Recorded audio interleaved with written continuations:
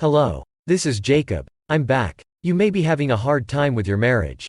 Why is there a problem with the marriage of a Christian who should be peaceful and harmonious? God would not want his children to suffer from marriage problems. The reason why Christian marriage has a problem is that they don't know exactly about biblical marriage. This problem is very important. Misunderstandings about biblical marriage cause problems in Christian marriage. Misunderstanding biblical marriage is an obstacle to remarriage after divorce. So we have to start by knowing what biblical marriage is. Today, let's find out what biblical marriage is. If you liked this video after watching it, subscribe and like it, comment, please share. So here we go. There is a saying in Hosea chapter 4 verse 6 of the Old Testament.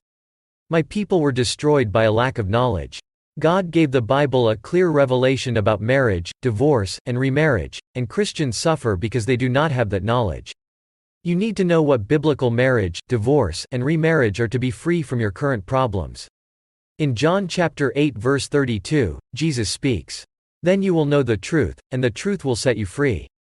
As a Christian, is your marriage hard and painful? Then take it seriously. Do I know exactly what the Bible says about the truth of marriage?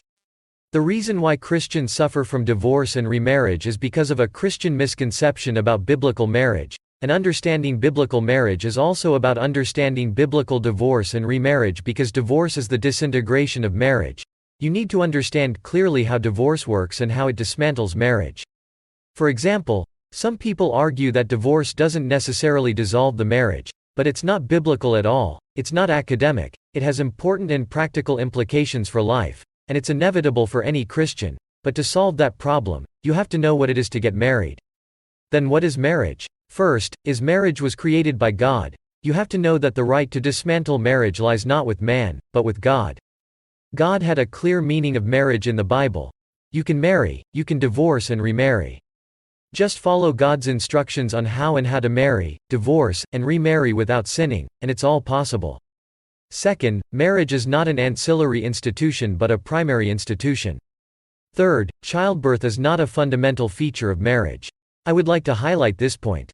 Keep in mind, marriage is not an institution for childbirth. Marriage doesn't exist for childbirth. Don't be confused, Christians, you're married and you may have not children.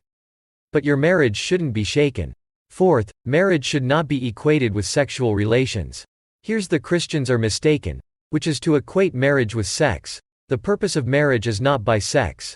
Marriage is not by sex, marriage is by covenant, not by sex. It's true that marriage is a union of duty and pleasure, but a sexual union doesn't necessarily mean marriage. Marriage is different from a sexual union.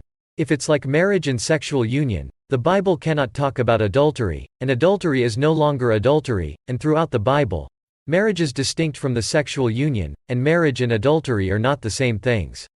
Some say that adultery itself dissolves marriage because adultery leads to a new marriage, but it's not a biblical argument at all. A marriage is established as a pledge, not as sex, and a biblical marriage takes place when a man and a woman exchange vows with God and enter a covenant relationship.